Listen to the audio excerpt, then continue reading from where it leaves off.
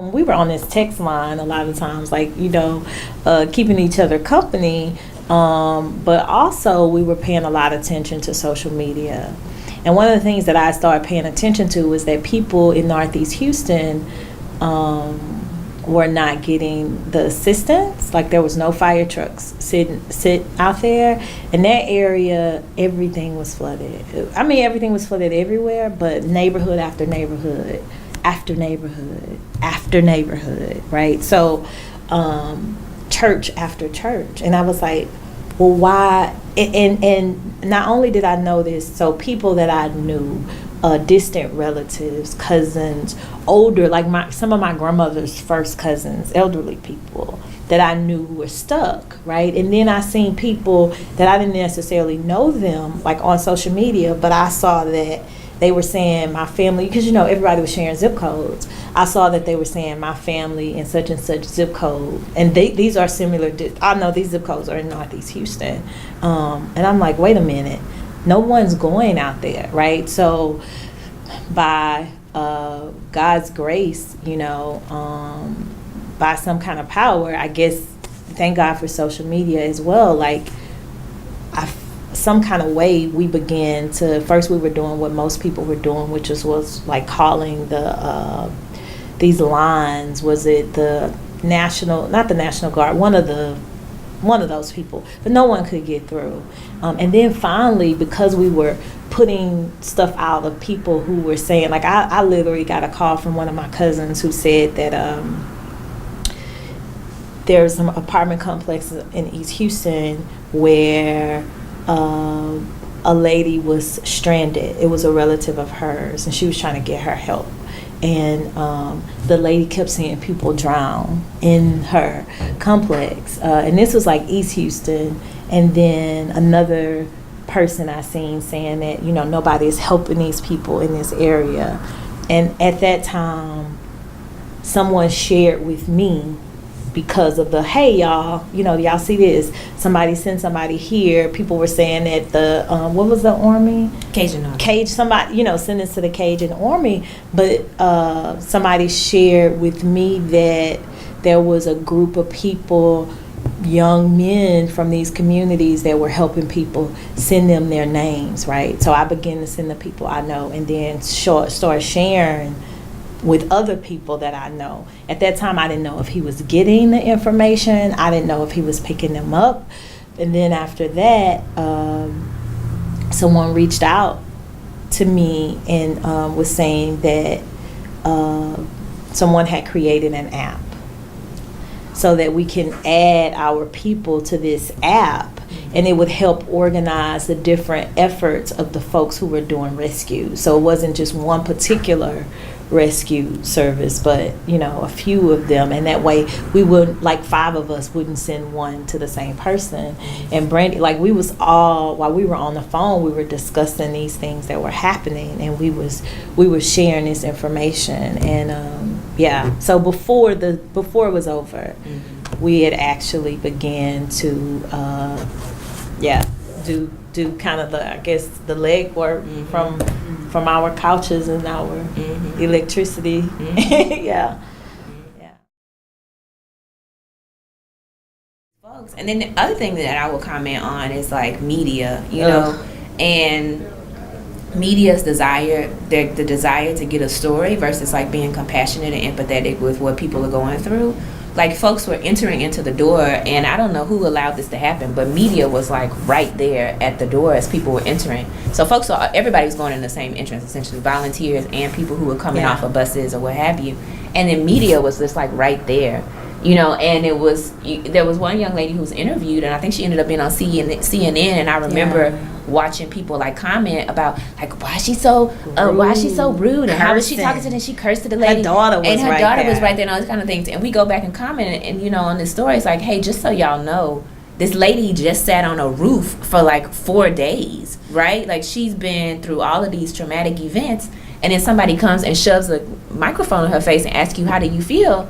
You gonna tell them how you feel. And you can see her when she was speaking, like, the acceleration of, first she tried to ask questions and then was like, what the hell is going on? I'm trying to, like, this is my light. And she literally had just got off that bus. Like, you get off the bus and you went to intake, and then from intake they would direct you to whatever kind of service you need. Like, if you needed medical service, you go there. You need a blanket, they give you that. You need clothes, you go over here. You need this, you go over here. And she literally just got off the bus. And I mean, it's just, can you imagine? Like, it's like there was so many people to interview, like volunteers or different perspectives. And I understand you want to get the perspective of someone but find somebody that's been there at the George R. Brown for a couple of days and actually had a chance to take a nap and ate more than some top ramen, So it's all about listening to folks. It's all about meeting them where they're at. It's all about trying to meet their needs if we can, so that they can be able to advocate and do the work that they need to do. So instead of just being like, oh, you look like you need some socks. Hey, is there anything you need? Yeah, I could use some socks. Okay, cool. I'll get you some socks, versus like, here's some socks. Here's some top ramen. Oh, I have sodium issues. I can't eat top ramen. But take it anyway. Like it's free. It's free. Oh, great. And people gave underwear and things like this, but that's a whole nother story for another day. When you tell people, excuse me, we're only taking packaged underwear, and they bring you gently, well, these underwear gently used. It's like, ma'am, how do you gently use, ma'am or sir, how do you gently use a pair of underwear? Please don't. Ma'am, sir, please take these underwear back up. Just thinking about people's needs, like, like it's not just like, it's funny, but it's also true. Like, a lot of times people feel like they can give people anything, right? And that comes with the little person who's like trying to give and help, and that also comes with organizations who come together and create a plan for people that doesn't fit the people's needs, right? So great, you're willing to help. You've got these people, you're doing Harvey work, but all your plans, and I don't care who it is, I don't care if it's FEMA, I don't care if it's us, right? All your plans, it's not serving people. So it's not right.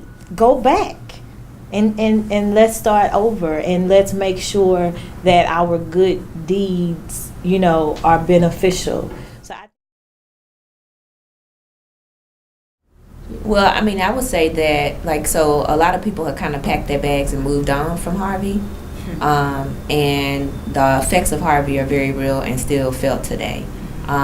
While, recovery is not over, right? There's some communities that have recovered and rebounds, and people have rebuilt, and folks who have resource and access to money and all these other things, and access to other resources have found ways to rebuild and reestablish themselves.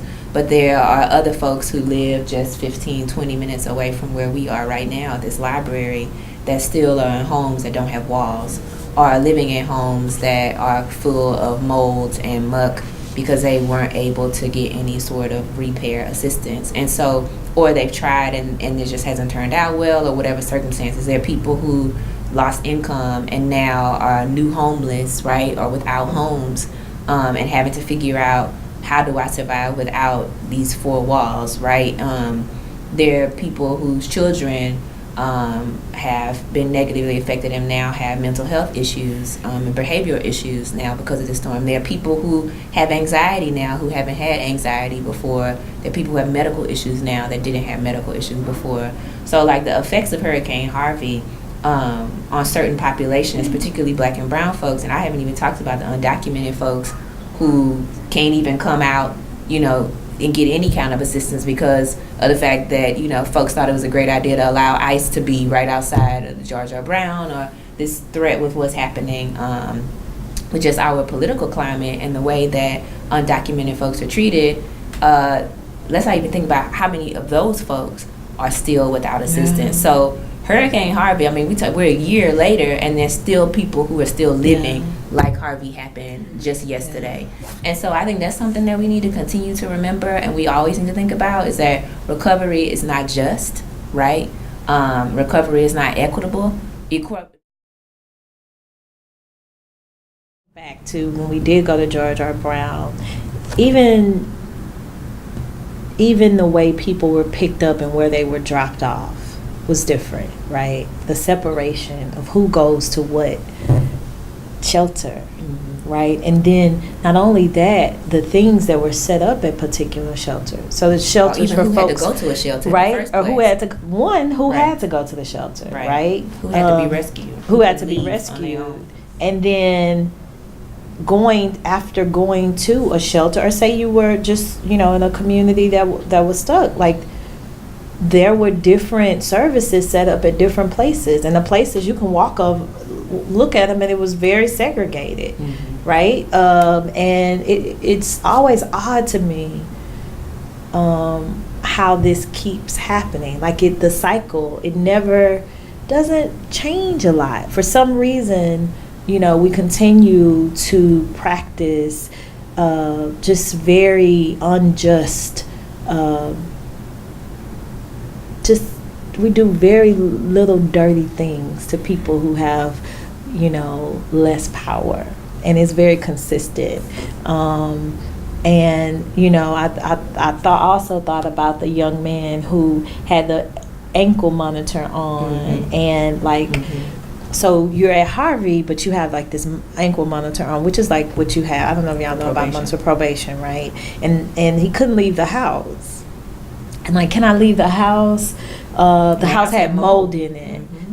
He was getting sick, you remember? And then but see, when you add that to when you think about the rate that African Americans and Black and brown folks are locked up due to like just I smoked weed, okay, then I got caught again, and then I'm on a monitor, and now do you know what I mean? Like, so it's like these little dirty things pile up, and it just really puts a grip on communities, and it just it's just harsh. It's a harsh reality, but we do hope and we do believe that as people continue to tell these stories and speak their truths, and different opportunities come, like you guys sharing this story, and then even like creations like social media that like okay, I have access to I can push the media, with my little voice and our little people. We got enough noise to where these folks can get help. Like, maybe that'll even things out in time.